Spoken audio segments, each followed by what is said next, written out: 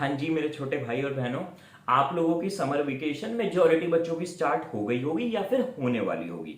पर यार देखो, अब हम आ चुके हैं 12th क्लास में।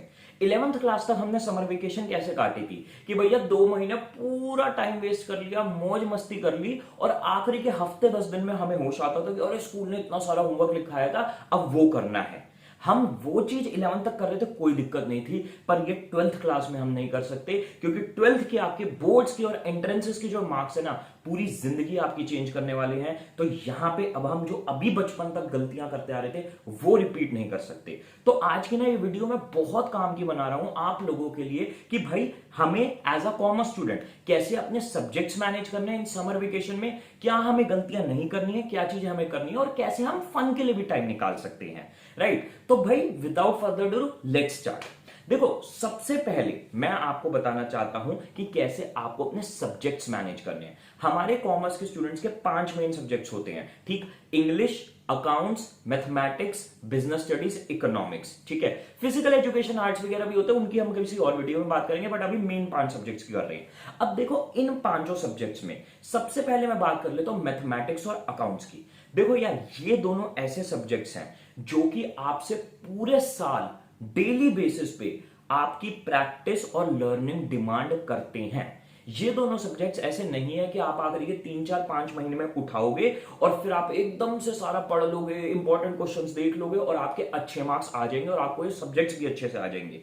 बिल्कुल भी ऐसा नहीं होने वाला। आपको बोर्ड्स में भी अच्छे नंबर आने, एंट्रेंस में भी अच्छे नंबर लेने के आने हैं। तो इन सब्जेक्ट्स को आपको डेली बेसिस पे इन समर वेकेशन में क्या करना है, आपको डेली बेसिस पे 1 घंटा लर्न करना है इन सब्जेक्ट को, और आधा से 1 घंटा आपको क्या करना है, जो सीखा था, जो भी लेक्चर अटेंड किया था हमारी ट्यूशन में ऑनलाइन, आपको आधे से 1 घंटा उसको रिवाइज और उसको प्रैक्टिस करने में लगाना है। तो 2 घंटा डेली बेसिस पे ऑल्टरनेटिवली हमें अकाउंट्स और मैथमेटिक्स को देना है। यानी कि डे 1 पे जैसे हमने 2 घंटे दिए मैथमेटिक्स को, अब डे 2 पे हमने 2 घंटे दिए अकाउंट्स को, डे 3 पे हमने दिए मैथमेटिक्स को 2 घंटे, डे 4 पे दिए हमने अकाउंट्स को 2 घंटे। ऐसे ऑल्टरनेटिवली हमें डेली बेसिस पे इन सब्जेक्ट्स को देने हैं 2 घंटे। और जब हमारी समर वेकेशन खत्म हो जाएंगी तो हम इनको डेली बेसिस पे इन दोनों सब्जेक्ट्स को लगभग 1.5 घंटा देंगे। बट अभी के लिए हम ऑल्टरनेटिव, हमारा टाइम डेली बेसिस पे 2 घंटा देना ही देना है, ठीक है। अब बात कर लेते हैं हमारी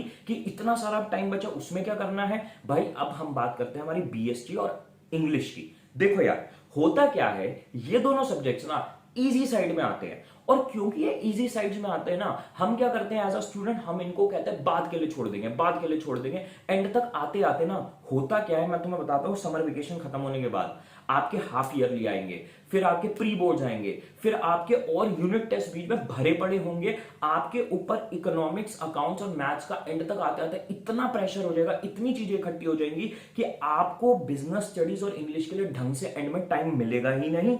आपके वो तीनों मेन सब्जेक्ट्स भी जाएंगे और यहां पे भी आप ढंग से फोकस नहीं कर पाओगे। तो मेरे भाइयों और बहनों, मैं आपको विद एक्सपीरियंस ये चीज बता रहा हूं, after mentoring thousands and thousands of students over years. And मैंने भी एसआरसीसी जब 12th में था क्रैक किया था, इसी बेसिस पे किया था। आपको मैथ्स और सॉरी इंग्लिश और बिजनेस स्टडीज क्या करना है, 1.5 हफ्ता निकालना है इंग्लिश के लिए, 1.5 हफ्ता ही निकालना है बिजनेस स्टडीज के लिए। और उन आपको 1.5 वीक में इन दोनों सब्जेक्ट्स को खत्म कर देना है। खत्म कर देने का मतलब इंग्लिश लिटरेचर 1.5 हफ्ते में खत्म, बिजनेस स्टडी 1.5 हफ्ते में खत्म। कैसे करनी है, देखो 2 घंटे तो आप अकाउंट्स और मैथ्स को अल्टरनेटिवली दे रहे हो, बाकी बचा कुचा पूरा टाइम अपने आप से कमिट कर लो कि भाई मुझे क्या करना है, मुझे इन सारे चैप्टर, बहुत छोटे सब्जेक्ट्स है, ट्रस्ट में बहुत छोटे सब्जेक्ट्स हैं, आप आराम से 1.5 से 2 हफ्ते में इन दोनों को कर सकते हो अलग अलग, ठीक है।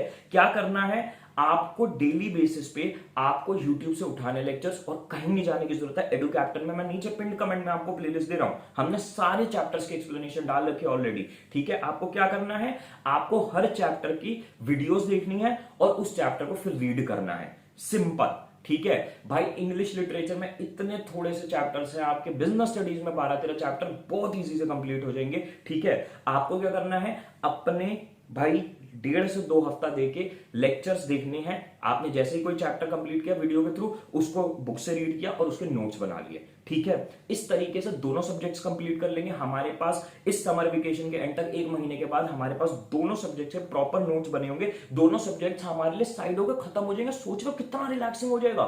फिर आपको दिखेंगे सिर्फ 3 सब्जेक्ट्स, अकाउंट्स, मैथ्स और इकोनॉमिक्स। सिंपल एज दैट, मजा आ जाएगा। फिर एंड में क्या करना है आपको, जब आपके भाई जनवरी का महीना है, आपको अपने नोट्स उठाने हैं, उनसे रिवाइज करना है, चैप्टर दोबारा रीड करने हैं, एंड आप रेडी हो एग्जाम्स के लिए थोड़ी सी प्रैक्टिस के बाद, ठीक है। तो इंग्लिश और बिजनेस स्टडीज ऐसे निपटाने हैं। बात करें इकोनॉमिक्स की, इकोनॉमिक्स मीडियम सब्जेक्ट है, इजी भी नहीं है बीएसटी और इंग्लिश की तरह, हार्ड भी नहीं अकाउंट्स और मैथ्स की तरह। तो इकोनॉमिक्स को हमें हफ्ते में लगभग 3 से 5 घंटे देने हैं। आप किसी भी डे दे दो, आपने कहीं ट्यूशन लगाई है उनको फॉलो कर लो, या फिर आप अपना आराम से इनको एक एक चैप्टर, हफ्ते का एक चैप्टर भी कर लो यूट्यूब से देख के, आपका काम बन जाएगा, इकोनॉमिक्स हो जाएगी, ठीक है। और जैसे समर वेकेशन खत्म हो जाए, फिर आप अकाउंट्स, इकोनॉमिक्स और अकाउंट्स और मैथ्स को डेली बेसिस पर टाइम देना चालू कर दोगे, 1.5 घंटा डेली, ठीक है। तो इस तरीके से आपको अपने सारे सब्जेक्ट्स मैनेज करने हैं इस समर वेकेशन में, ठीक। अब बात कर लेते हैं हमारी सेकंड चीज की जो हमें पूरे ध्यान देनी है, वो है प्रोक्रेस्टिनेशन, यानी कल पढ़ूंगा, कल पढ़ूंगा, कल पढ़ूंगा। पूरे दिन बेड पे लेटे रहना, फोन चलाना और टाइम वेस्ट करना।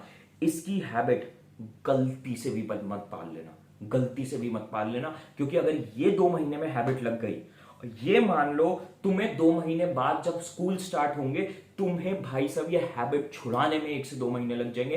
तुम्हारी 12th तुम बिल्कुल र्यून कर दोगे अगर ये गंदी आदत तुमने आज पाल ली तो, ठीक है।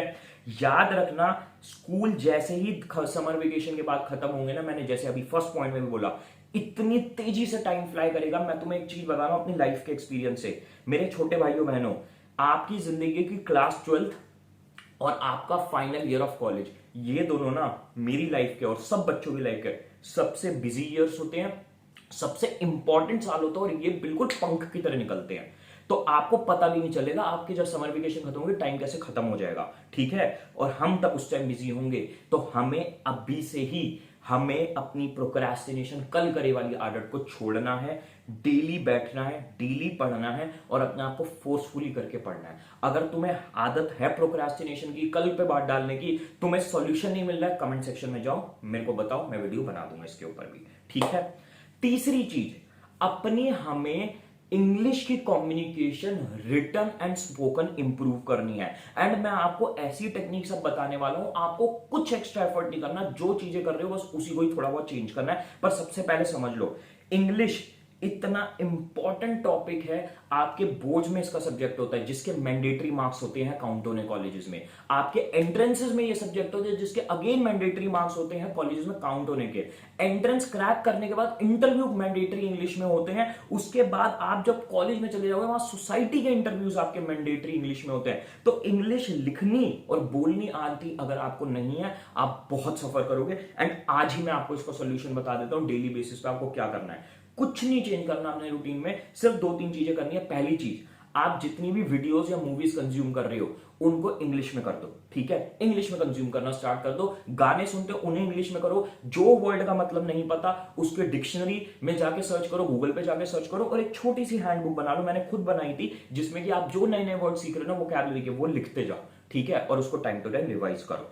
तो आपको वीडियोस, मूवीज, गाने सब इंग्लिश में कंजम्पशन स्टार्ट करनी है। सिर्फ इतना चेंज करना है। सेकंड, आपको चेंज क्या करना है, डेली बेसिस पे आप अपना कोई भी न्यूज़पेपर उठाओ और उसका सिर्फ फ्रंट पेज पढ़ लो। सिर्फ फ्रंट पे 10 मिनट लगेंगे, इससे ज्यादा नहीं टाइम लगेगा। 10 से 15 मिनट डेली बेसिस पे निकालना चालू कर दो। तुम्हारी वोकैबुलरी, तुम्हारी रीडिंग स्पीड, तुम्हारी कॉम्प्रिहेंशन स्पीड बिल्कुल 4 चांद लग जाएंगे। तुम बोर्ड, एंट्रेंसेस और इंटरव्यू सब फोड़ के आओगे और तुमने 1 साल ये हैबिट कंटिन्यू कर ली, ट्रस्ट मी, ठीक है। एंड लास्ट चीज आप एक और ट्राई कर सकते हो, जो मैं भी पर्सनली करता था, अपनी कन्वर्सेशन, अगर तुम ऐसे माहौल में रहते हो जहां इंग्लिश में नहीं कर सकते लोगों से, अपने मन में करना चालू कर दो। जो भी इंग्लिश में तुमने कन्वर्सेशन करी किसी से, उसको मन में फ्री होते ही ट्रांसलेट करो इंग्लिश में, कि वो कन्वर्सेशन में इंग्लिश में मैं क्या बोलता या सामने वाले का डायलॉग इंग्लिश में क्या होता।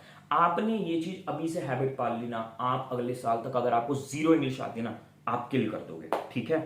थर्ड पॉइंट अब हमारा क्या आता है, मेरे छोटे भाई बहन आके कहते हैं, भैया मैं कोई स्किल सीख लूं क्या, मैं कोई काम कर लूं, मैं कोई कला सीखूं? बिल्कुल भी नहीं।